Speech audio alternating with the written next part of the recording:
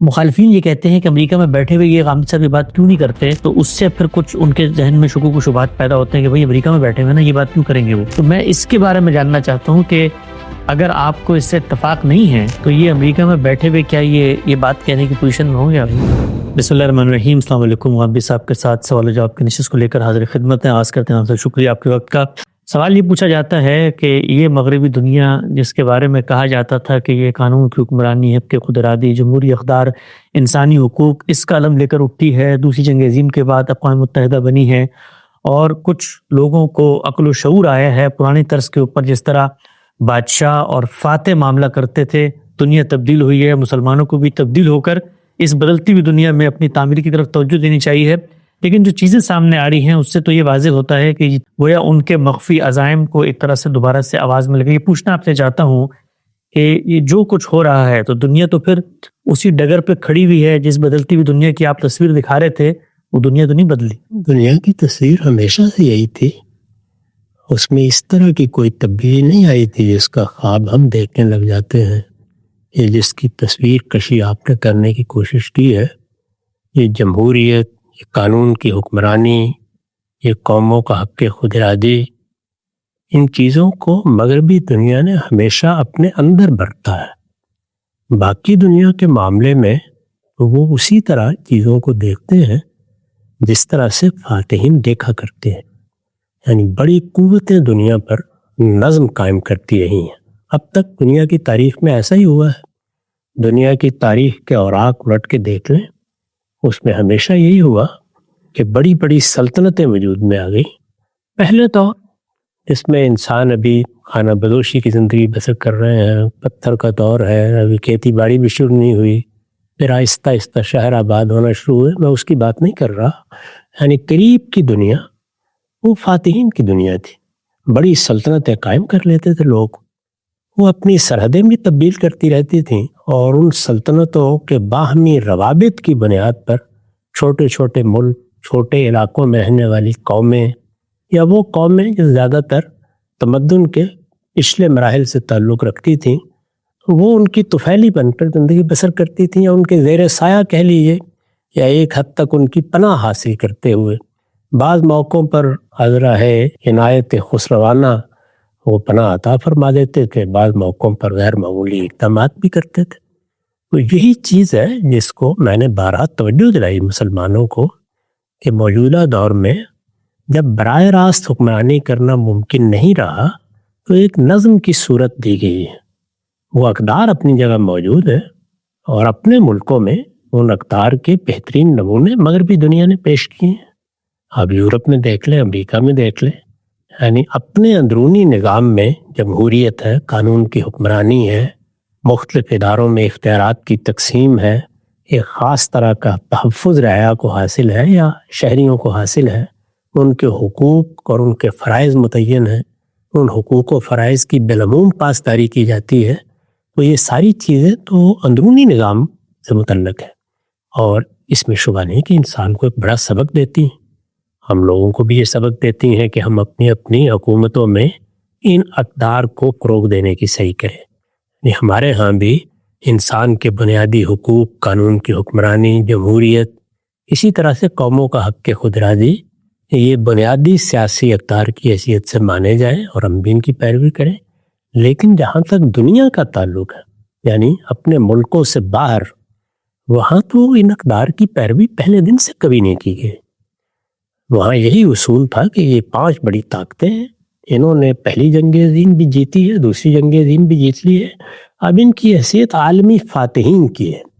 ان کو آپس میں اپنے حلقہ ہے اثر و رسوخ طے بھی کرنے ہیں، اور ان حلقہ ہے اثر و رسوخ کو قائم بھی رکھنا ہے۔ اس کے لیے پہلے جمعیت اقوام کا ادارہ بنایا گیا، اسے لیگ آف نیشنز کہتے ہیں۔ اس کے بعد پھر یہ دوسری جنگ عظیم ہوئی تو اس ادارے کو ختم کر کے اقوام متحدہ یا یونائٹڈ نیشنز کو وجود بخشا گیا۔ اس میں بنیادی حقوق دوسروں سے ان کی قوموں کے اندر پاسداری کے لیے منوائے گئے، یعنی ہر جگہ لوگوں کو توجہ دلائی گئی کہ خود وہ جو حکومتیں اپنے اندر قائم کریں ان میں انسان کے بنیادی حقوق کی رعایت ملحوظ رہنی چاہیے۔ تمام دساتیر میں اصرار کیا گیا کہ وہ شامل ہو. لوگوں نے بھی اس کو قبول کیا، اس لیے کہ جو چیزیں انسان کی فطری اقدار پر مبنی ہوتی ہیں ان کو لوگ بلاخر قبول کر ہی لیتے ہیں. ایسا ہی معاملہ قانون کی حکمرانی کا، ایسا ہی باقی چیزوں کا. لیکن اقوام متحدہ تو استرداد کے اصول پر قائم ہوئی ہے، یعنی ویٹو کے اختیار پر قائم ہوئی ہے.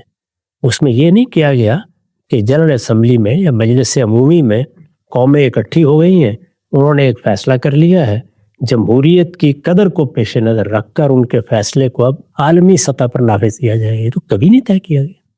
وہاں زیادہ سے زیادہ آپ ایک قرارداد منظور کر سکتے ہیں. اس کے بعد سلامتی کونسل بنائی گئی، اور اس میں آپ جانتے ہیں کہ انہی 5 قوتوں کو بنیادی حیثیت حاصل ہے، اس کے مستقل ارکان وہی ہیں، اور ان میں سے ہر ایک کو حق استرداد حاصل ہے. یعنی دیکھیے اس میں کیا حکمت ملحوظ رکھی ہے، ہر ایک کو حق استرداد حاصل ہے. ان میں سے جس کا جی چاہے کسی معاملے کو ہونے دے، اور اگر وہ سمجھتا ہے کہ اس کے مفادات کے خلاف ہے یا اس سے کوئی دوسرا فائدہ اٹھا سکتا ہے، یا عالمی سطح پر جو اس نے اپنا اثر و رسوخ قائم کرنے یا قائم رکھنے کی منصوبہ بندی کی ہوئی ہے، اس میں کوئی رکاوٹ آ سکتی ہے، تو آپ جانتے ہیں کہ اس وقت ویٹو استعمال کر لیا جاتا ہے. اور یہ نہیں ہے کہ یہ محض ایک لکھی ہوئی بات ہے. ذرا کسی وقت اعداد و شمار نکال کے دیکھیے، اس میں کتنی مرتبہ امریکہ نے حق استرداد استعمال کیا ہے، کتنی مرتبہ چین نے استعمال کیا ہے، باقی ملکوں نے بھی استعمال کیا ہے. تو یہ کیوں استعمال کیا جاتا ہے؟ یعنی کیا ضرورت ہے اس کی؟ بھائی بحث ہو رہی ہے. اچھا چلے، سلامتی کونسل میں 6 ارکان تو غیر مستقل بھی ہوتے ہیں، ان کے مابین اکثریت سے ایک فیصلہ ہو گیا ہے. جب بارہا یہ بھی ہوا ہے کہ اس فیصلے میں باقی سب شریک ہو گئے ہیں، ایک بڑی طاقت اس پہ راضی نہیں ہے تو اس نے ویٹو کا حق استعمال کر دیا ہے. تو اس وجہ سے یہ بات جو آپ نے فرمائی ہے، یہ اس زمین پر کس دن آئی تھی؟ دوسری جنگ عظیم کے بعد جو فاتحین ہیں انہوں نے مختلف علاقوں کو اپنے اثر و رسوخ کے لحاظ سے تقسیم کیا تھا. اس مقصد سے بعض بڑے فیصلے بھی کیے گئے تھے. ان میں سے ایک بڑا غیر معمولی فیصلہ یہ تھا کہ سلطنت عثمانیہ کے مختلف صوبوں کو مسلمانوں کے لیے چھوٹی چھوٹی حکومتوں میں بانٹ دیا گیا تھا. اس میں پیش نظر یہ تھا کہ مسلمانوں میں جمال الدین افغانی کے دور سے پان اسلامزم کی ایک تحریک موجود تھی، اور مسلمان ظاہر ہے کہ بڑی غیر معمولی شاعری کر چکے تھے، تحریکیں چلا چکے تھے، اور وہ یہ خواب دیکھ رہے تھے کہ اگر انہیں موقع ملا تو وہ اپنی ایک اسی طرح کی خلافت کا احیاء کر لیں گے. چنانچہ آپ دیکھیے کہ ہمارے ہاں خلافت کی تحریکیں، ایک ہو مسلم حرم کی پاسبانی کے لیے نیل کے ساحل سے لے کر تابخا کے کاشور، ہمارا شاعر یہ آرزویں ظاہر کرتا ہے. ایسی بے شمار چیزیں ہیں جو آپ کو ان تحریکوں میں ملیں گی، دعوت میں ملیں گی. اس کے لیے یہ اہتمام کیا گیا کہ ان کو قومی ریاستوں کی صورت دے دی ہے. وہ دے دی گئی، اس میں نے یا آپ نے فیصلے نہیں کیے تھے. ان کی سرحدیں بھی ایک میز پر بیٹھ کر فاتحین نے جس طرح آپ نقشے پر لکیریں ڈالتے ہیں اسی طرح ڈال دی. تو اس میں کس دن یہ ساری اقدار ہے جو زیر بحث آئی تھی؟ اسی میں کشمیر کا ایک مسئلہ پیدا ہوا، اسی میں فلسطین کا مسئلہ پیدا ہوا. فلسطین کا مسئلہ کیا تھا؟ یعنی یہ فیصلہ کیا بڑی قوتوں نے کہ وہ یہاں یہودیوں کا وطن بنائیں گے، اور اس طریقے سے مشرق وسطیٰ میں جہاں ظاہر ہے مسلمان قوموں یا مسلمان حکومتوں کی اکثریت ہوگی، 1 یا 2 ایسی ریاستیں لازماً ہونی چاہیے جو آخری درجے میں ہمارے اثر و رسوخ کی نمائندگی کر سکیں. اس میں لبنان میں ایک ریاست قائم کی گئی جس میں مسیحیوں کو موقع دیا گیا کہ وہ برابر کی سطح پر شریک ہو جائے. اب دیکھیں مشرق وسطیٰ میں وہی ایک ریاست ہے جہاں مسیحی اسی سطح پر شریک ہے، اور ایک ریاست یہود کے لیے بنائی گئی. تو اس طرح ابراہیمی مذاہب کو ان کی مذہبی عصبیت کے لحاظ سے بھی مشرق وسطیٰ میں قابو میں رکھنے کا ایک پورا نظام قائم کر دیا گیا. تو اس نظام کی وہ پشت پناہی کریں گے، اس نظام کو قائم رکھنے کی صحیح کریں گے. اس کو خطرہ لاحق ہوگا تو اسے اپنے خلاف جنگ تعبیر کریں گے. اس میں اس طرح کا موقع پیدا ہوگا کہ جہاں فتح پالی جائے گی تو پھر ظاہر ہے کہ اس کو اپنے اختیار میں رکھ کر نئی صورت دینے کی بھی صحیح کریں گے. تو یہ کوئی نئی چیز نہیں ہے، پہلے دن سے یہ سارا منصوبہ اسی طریقے سے تھا. مسلمان اسی وجہ سے اس کے مقابل میں احتجاج بھی کرتے رہے ہیں. ہم کیا کہتے رہے ہیں؟ ہم یہ کہتے رہے ہیں کہ اس وقت یہ ہو گیا ہے، یعنی جو اب ہونے جا رہا ہے وہ بھی ہو چکا ہے، وہ حقیقت میں ہو چکا ہے. اس صورتحال کو عملاً قبول کر کے اپنے آپ کو اس قابل کیا جائے کہ علم و اخلاق میں جس پستی کو ہم نے اختیار کر لیا ہم اس سے نکلے، اپنی تعمیر کرے اور اس کے بعد وہ اقدامات کرے جو اقدامات علم و اخلاق میں برتری کے بعد ہی موضوع ہوتے ہیں۔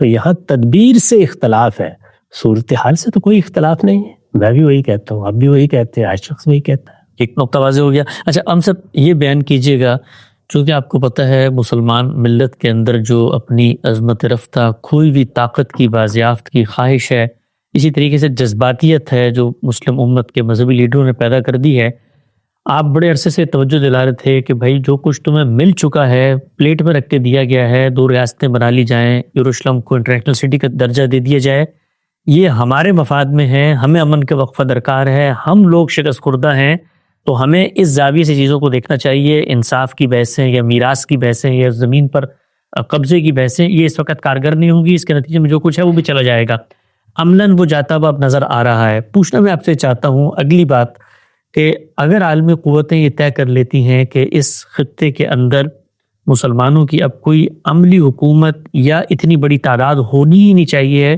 جو مثال کے طور پر ان کے مفادات کے لیے خطرہ بنے، اس پر اگر یہ بات ہوتی ہے تو مسلمان پوری دنیا میں جذباتی ہوں گے اور عالمی امن کے لیے ایک دفعہ سے پھر خطرہ پیدا ہوگا، جس کے اور نقصانات نکل سکتے ہیں کہ جو ہمیں نیم خود مختاریاں حاصل ہیں شاید وہ بھی ہاتھ سے جاتی ہوئی۔ اس پر میں آپ کا عملی تجزیہ چاہتا ہوں کہ یہ جو خطہ ہے یہ ایسا نہیں ہے کہ پہلی دفعہ مسلمانوں کے ہاتھ سے جا رہا ہے، تاریخ میں بھی یہ خطہ مسلمانوں کے ہاتھ سے جاتا رہا ہے پھر واپس آتا ہے، تو یہ بھی دنیا کی حقیقت ہے۔ اگر آپ کو کسی جگہ سے بے دخل کر دیا جاتا ہے تو جب عالمی سامراج کے اندر طاقت کا توازن تبدیل ہوتا ہے تو ممکن ہے پھر ہمیں یہ واپس مل جائے۔ جی ہاں، دنیا میں تو اللہ کا قانون وہی ہے نا کہ تلک الایام نداولها بین الناس۔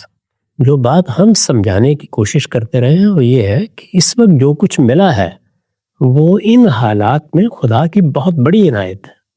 یعنی جب ایک قوم اس سطح پر مغلوب ہو جائے، جب اس کی سب سلطنتیں مٹا دی جائیں، جب اس طریقے سے فاتحین اس کے ایک ایک علاقے پر قبضہ کر لیں، تو اس سے پہلے تو لوگوں کے لیے جینے کا موقع ختم ہو جاتا تھا۔ اللہ تعالیٰ نے بڑا کرم فرمایا کہ ایسی تبدیلیاں آ گئیں دنیا میں جس کے نتیجے میں یہ نیا نظم بنایا گیا، اور اس میں کچھ علاقوں میں، اور وہ کچھ علاقے محض کچھ نہیں ہیں، یعنی کوئی 50 سے زیادہ ملک ہیں، ان میں ایک ٹیم خود مختاری مل گئی ہے۔ اس پر اللہ کا شکر کرنا چاہیے اور اللہ تعالیٰ کے اس وعدے پر ایمان رکھنا چاہیے کہ لئن شکرتم لازیدنکم، میں نے جو دیا ہے تم اس پر شکر گزار ہوگے تو میں اور بھی دوں گا۔ یہ اور بھی جو کچھ بھی ہے اس میں مبتلا ہو کر، اس کی خواہش میں مبتلا ہو کر عاجلانہ اقدامات نہیں کرنے چاہیے، ان کا شدید نقصان ہوگا اور جو کچھ اب ملا ہے وہ بھی چھن جائے۔ یہی ہم کہتے تھے، اس کا تعلق تدبیر سے ہے، اس سے نہیں ہے کہ دنیا میں اعلیٰ اقدار کی حکمرانی قائم ہو گئی ہے، اقوام متحدہ نے ایک عالمی نظم قائم کر دیا ہے، وہ عالمی نظم اعلیٰ اخلاقی اصولوں پر قائم رہے گا، اس کی پاسداری کے لیے ساری دنیا موجود ہے، اس لیے آئیے اس سے فائدہ اٹھائیں۔ اس طرح کی حماقت پر میں تو کبھی مبتلا نہیں ہوا۔ میرا تو مقدمہ بہت سادہ ہے کہ یہ واقعہ ہو گیا ہے، اس حادثے سے اب ہمیں دوچار کر دیا گیا ہے، یہ صورتحال ہے، اور یہ پچھلی 2-3 صدیوں سے ہے۔ وہ جو اقبال نے کہا نا کہ 300 سال سے ہے ہند کے میخانے بند، تو یہ 3 صدیوں کی داستان ہے، اس میں ابھی تک کوئی تبدیلی نہیں آئی، کوئی تغیر نہیں آیا، کوئی مسلمانوں کی حالت میں غیر معمولی تبدیلی ہم نہیں دیکھتے۔ ابھی صورتحال یہ ہے، تو ابھی تو تعمیر کا ایک لمبا سفر ہے، اس پر آپ چلیے۔ اس وقت تو دنیا میں جو مقابل میں آنے والی قوتیں ہیں وہ ہم نہیں ہیں، وہ کچھ دوسری قوتیں ہیں، اور وہ بھی اسی طریقے سے اپنے اثر و رسوخ کے علاقے بڑھائیں گی، اثر و رسوخ حاصل کرنے کے طریقے تبدیل ہوں گے، کشمکش پیدا ہوگی، اس میں کوئی نیچے جائے گا کوئی اوپر جائے گا، لیکن نہ نیچے جانے والوں میں ہم ہیں نہ اوپر جانے والوں میں ہم ہیں۔ یہ ایک واقعہ ہے، اس واقعے کو مان کر فی الحال جو کچھ میسر ہے اس پر اللہ کا شکر کریں اور اپنی تعمیر کا لائحہ بنائیں۔ ٹھیک، اچھا ہم صاحب تعمیر تو کیا ہوگی؟ جس علاقے میں مثال کے طور پہ کانفلکٹ ہوا اس کو تو بمبارڈ کر کے بالکل زمین ریز کر دیا گیا۔ سوال میں آپ سے پوچھنا چاہتا ہوں کہ مسلمان ظاہری بات ہے اپنی ملت کے رہبر رہنماؤں سے، لیڈروں سے یا علماء سے یہ توقع رکھتے ہیں کہ اس نازک صورتحال میں وہ بھی کوئی عالم احتجاج بلند کریں یا کم سے کم ہمدردی کے 2 کلمات کہیں۔ اگر امریکہ مثال کے طور پہ اس خطے پر جہاں پر مسلمانوں کے مقدس مقامات بھی ہیں اور ایک آبادی بھی ہے اور اس وقت 10 لاکھ کی تعداد میں لوگ وہاں پر بے گناہ شہید بھی ہوئے ہیں، وہاں پر قبضے کی بات کرتا ہے یا جانے کی بات کرتا ہے، تو اس پر آپ کا دو ٹوک موقف کیا ہوگا؟ کیا آپ اس کی مخالفت کریں گے، حمایت کریں گے، خاموش رہنا پسند کریں گے، کیا کریں گے؟ میری حمایت کرنے سے کیا ہوگا اور میری مخالفت کرنے سے کیا ہوگا اور میرے مذمت کے الفاظ سے کیا ہوگا؟ ایک واقعہ ہو جائے گا. اس واقعے کو سمجھنا چاہیے کہ اب ہمیں اس کے رد عمل میں کیا طریقہ اختیار کرنا ہے. تو میں جس طرح پہلے یہ کہہ رہا تھا کہ جو کچھ میسر ہے اس پر اللہ کا شکر ادا کریں، اپنی تعمیر میں لگ جائیں. دیکھیے تعمیر کا کچھ کام اس پچھلے 30-40 سال میں ہوا ہے. یعنی اگر آپ دیکھیں تو انڈونیشیا کی حالت بدلی ہے، بہت سی اچھی اقدار کی بنیاد پر وہاں کا ایک نظام محکم طریقوں سے قائم ہونا شروع ہوا ہے. ملیشیا اسی طریقے سے ایک راستے پر چلا ہے. ترکی میں بڑی تبدیلی آئی ہے، اس میں بھی بعض چیزیں بڑی غیر معمولی طریقے سے ہوئی ہیں اور ایک محکم سیاسی نظام وہاں بظاہر وجود پذیر ہو گیا ہے، جو اگرچہ خطرات سے ابھی پوری طرح محفوظ نہیں ہے. یہ صورتحال بن رہی ہے. ابھی تو آپ دیکھیے عراق میں کیا صورتحال ہوئی ہے، شام میں بھی کیا صورتحال ہوئی ہے. تو یہ جو کچھ ہے اس کو سنبھالیے. لیبیا میں کیا ہو چکا ہوا ہے، اس کو سنبھالیے. یہاں جو کچھ ہونا ہے اس پر آپ اڑ سکتے ہیں، دکھ کا اظہار کر سکتے ہیں، ضرور کریں، لیکن حاصل کیا ہونا ہے؟ کچھ حاصل نہیں ہو سکتا. صورتحال ہی ایسی ہے، یعنی آپ کچھ نہیں کر سکتے. اگر آپ مذمت کی ایک قرارداد منظور کر لیں گے، ایک مظاہرہ کر دیں گے، آپ کے خیال میں اس سے صورتحال میں تبدیلی آ جائے گی. تو میں اس طرح کی لایانی چیزوں کو کوئی اہمیت نہیں دیتا. سادہ سی بات ہے، اس وقت یہ واقعہ ہو گیا ہے. یہ واقعہ اصل میں پہلی جنگ عظیم کے بعد ہی ہو گیا تھا. اب اس میں کچھ زیادہ میسر تھا، اب وہ بھی میسر نہیں ہے. اس وقت 2 ریاستی نظم کی کچھ امید باندھی جا سکتی تھی، اب وہ بھی آہستہ آہستہ ختم ہو رہی ہے.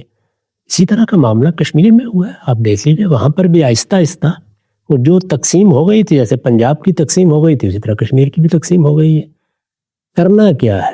تو میرے خیال کے مطابق رہنمائی اس کی کرنی چاہیے. اس کا رنج کا اظہار کرنا ہے، غم کا اظہار کرنا ہے، کسی تعزیت کرنی ہے. یعنی یہ کسی کے یہاں کوئی وفات کا معاملہ ہے اس کی تعزیت کی جائے. یہ قوموں کی زندگی اور موت کے مسائل ہیں، اس میں لا عمل اختیار کیا جاتا ہے. یہ میری سمجھ میں نہیں آتا کہ اس میں مذمت کرنے یا تعریف کرنے یا مدح کرنے یا منقبت پڑھنے کا کیا تعلق ہے. ظاہر ہے کہ دنیا کی بڑی طاقتیں ہیں، وہ دنیا کے ساتھ معاملات اپنے مفادات کی بنیاد پر کرتی ہیں، اپنے اثر و رسوخ کو بڑھانے یا کم کرنے کو دیکھ کر کرتی ہیں. وہاں نہ کوئی جمہوریت ہوتی ہے، نہ وہاں کوئی انسانی حقوق ہوتے ہیں. اس طرح کی کوئی چیز وہاں کبھی ملحوظ نہیں رکھی جاتی. تو جب ملحوظ ہی نہیں رکھی جاتی تو اس کا ماتم کرنے کے معنی کیا ہے؟ واضح ہو گیا. اچھا مطلب لوگ یہ بھی تو کہتے ہیں، مثال کے طور پہ بھی امریکہ نے جب یہ ایک طرح کا خواہش کا اظہار کیا ہے تو آسٹریلیا کی حکومت ہو، برطانیہ کے اندر بعض اس طرح کے پریشر گروپس ہیں، روس نے اور چین تک نے کہا ہے کہ بھئی یہ کام نہیں ہونا چاہیے ہے. تو آخر دنیا بھر میں رائے عامہ ہموار کرنے کے لیے دانشور علماء ایک کردار ادا کرتے ہیں. تو اگر مثال کے طور پہ مذمت کی جائے یا مثال کے طور پہ ایک مثبت لائے عمل کے طور پر کہا جائے کہ امریکہ میں آپ بھی بیٹھے ہوئے ہیں، یہ بات مخالفین یہ کہتے ہیں کہ امریکہ میں بیٹھے ہوئے یہ غامدی صاحب یہ بات کیوں نہیں کرتے؟ تو اس سے پھر کچھ ان کے ذہن میں شکوک و شبہات پیدا ہوتے ہیں کہ بھئی امریکہ میں بیٹھے ہوئے نا، یہ بات کیوں کریں گے وہ. تو میں اس کے بارے میں جاننا چاہتا ہوں کہ اگر آپ کو اس سے اتفاق نہیں ہے تو یہ امریکہ میں بیٹھے ہوئے کیا یہ بات کہنے کی پوزیشن میں ہوں گے؟ مجھے یہ بتائیں کہ اتفاق اور اختلاف کی کوئی گنجائش ہے؟ دنیا کی بڑی طاقتیں جب اپنے اثر و رسوخ کو بڑھانے کا اقدام کرتی ہیں تو اس میں مجھ سے مشورے کے لیے آئیں گی اور مجھے اپنے اتفاق و اختلاف کا اظہار کرنا ہے. یہ میں نے اپنا نقطہ نظر بیان کر دیا ہے. یہ طاقت کا کھیل ہے، یہ مفادات کی بنیاد پر کھیلا جاتا ہے. اس میں امریکہ بھی آخری درجے میں اس کو کھیلتا ہے، باقی قومیں بھی اسی طرح کرتی ہیں. اور اگر باقی دنیا کی قوتوں کو اس طرح کا کوئی خطرہ لاحق ہوگا وہ بھی یہی طریقے اختیار کریں گی، کیونکہ دنیا کا نظم اسی پر قائم ہے. جس طرح پہلے بڑی سلطنتوں کے فاتحین ان کی تقدیر کا فیصلہ کرتے تھے، اس وقت بھی یہی صورتحال ہے.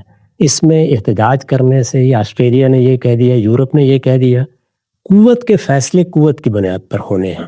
اگر تو ان قوموں میں ایسی قوت ہے، اور وہ قوت یا معاشی ہوتی ہے یعنی سرمایہ کی طاقت ہوتی ہے، اور یا پھر وہ اسلحے کی طاقت ہوتی ہے، علم کی طاقت ہوتی ہے جس سے اسلحہ وجود میں آتا ہے. اگر یہ طاقت موجود ہے تو وہ توازن پیدا کرنے میں کامیاب ہو جائے گی. وہ بھی طاقت پیدا کرے گی، کسی کی مذمت پیدا نہیں کرے گی، کسی کا اختلاف پیدا نہیں کرے گا.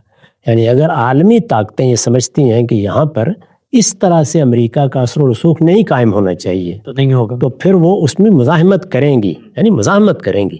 یہ نہیں کہا جا سکتا کہ نہیں ہوگا. پھر وہ معاملہ ہوگا جو شام میں ہم نے دیکھا ہے، وہاں دو طاقتوں کے درمیان یہ مزاحمت ہوئی ہے اور اس میں بالآخر امریکہ کو فتح ہو گئی ہے. یعنی یہ معاملات ایسے ہی ہوتے ہیں. اسی طرح کی مزاحمت کی ایک تاریخ افغانستان میں لکھی گئی ہے. اسی طرح کا معاملہ ان کمیونسٹ ملکوں میں ہوا تھا جو پہلے کمیونزم کی تحریک سے متاثر ہوئے تھے. یہ کشمکش مختلف جگہوں پر ہو رہی ہے. کبھی ویتنام میں ہو رہی ہے، کبھی کیوبا میں ہو رہی ہے، کبھی افغانستان میں ہو رہی ہے، کبھی عراق میں ہو رہی ہے. یہ مختلف جگہوں پر ہو رہی ہے. کشمکش بڑی طاقتوں کی کشمکش ہے. تو اس میں بھی قوت فیصلہ کر دیتی ہے. تو کبھی امریکہ کے حق میں ہو جائے گا، کبھی روس کے حق میں ہو جائے گا. ابھی تک تو سارے فیصلے کم و بیش امریکہ کے حق میں ہو رہے ہیں. نہیں کہا جا سکتا کہ اس دنیا میں کب کوئی تبدیلی آ جائے. اس پر مجھے یہ بتائیے کہ میرے دو لفظ مذمت کے کہہ دینے سے کیا ہوتا ہے؟ اس میں تو اصل چیز یہ ہے کہ اس حادثے پر لوگوں کو بتایا جائے کہ وہ اپنے اعمال پر غور کریں اور دیکھیں کہ انہوں نے جو لایا عمل یا ان کی مذہبی قیادت نے اختیار کیا وہ کن دردناک نتائج تک پہنچانے کا ذریعہ بن گیا ہے. ایک پوری قوم کی نسل کشی ہو رہی ہے، اس کو اس کے وطن سے بالجبر اب بے دخل کرنے کے منصوبے بن رہے ہیں. یہاں تک نوبت پہنچانے میں دنیا نے تو یہ کرنا تھا. یہاں تک نوبت پہنچانے میں دیکھنا چاہیے ہماری مذہبی قیادت کا کیا کردار ہے. میرے خیال میں یہ زیادہ بڑا المیہ ہے جس پر گفتگو ہونی چاہیے. باقی تو سب دنیا میں طاقت کا کھیل ہے، ایسے ہی ہوتا ہے. ایک آخری سوال کا صاحب، آج کی نشست کا مذہبی قیادت ہندوستان کے ایک بڑے عالم کی جانب سے تنقید آپ کے اس پورے موقف پر ہمیں موصول ہوئی. ان کا یہ کہنا ہے کہ غامدی صاحب کا جو سارا کا سارا تجزیہ ہے وہ مشتمل ہے دنیا کی حقائق، دنیا کی حقیقتیں، اور جو کچھ ہو رہا ہے اس کو تسلیم کر کے عالم اسباب کے اندر پوری گفتگو میں، پورے تجزیے میں کہیں پر بھی ایمان، یقین خدا پر، تیقن، خدا کی غیبی مدد کا آسرا اور اس کے بارے میں فریاد کو نہ ہونے کی کوئی رمق وہ ان کی گفتگو میں نظر نہیں آتی. تو پوچھنا چاہتے ہیں ایک مسلمان تو صرف ظاہر مشاہدے پر نہیں چلتا بلکہ اس کے ذہن میں تو ایک تصور ہے کہ کائنات کے خالق بھی موجود ہے، وہ بھی کہیں نہ کہیں مداخلت کرتا ہے. تو ہر چیز کو ریاضیاتی انداز میں کہ عالمی قوتیں ہیں، انہوں نے یہ کر دیا، ہمیں پیچھے ہٹ کے اپنی تعمیر پہ توجہ دینی چاہیے. ہم لوگ اس خدا پر کیوں نہیں بھروسہ کرتے؟ اگر ہمارے اندر ایمان اور اس پر توکل جاگے گا تو ممکن ہے اس کی غیبی مدد و تائید بھی ہمیں حاصل ہو. اس نے ایک کتاب اتاری ہے، وہ کتاب منیر ہے. اس میں بتایا ہے کہ میری مدد کس قانون کے مطابق آتی ہے. ان سے کہیے کہ ذرا اس کا بھی مطالعہ کر لیں. اس میں یہ بتا دیا گیا ہے کہ طاقت کا کیا تناسب ہوتا ہے جس کے ساتھ میں اپنی مدد شامل کرتا ہوں. وہاں طاقت کا جو تناسب بیان کیا گیا ہے وہ صحابہ کرام کی جماعت کے بارے میں 1:2 ہے. یہاں 1:1,00,000 کا بھی نہیں.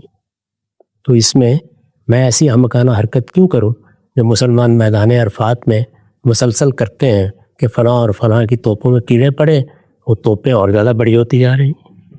بالکل واضح ہو گیا. رام صاحب سے ہم نے کچھ سیدھے سادے انداز میں کچھ سوالات کیے.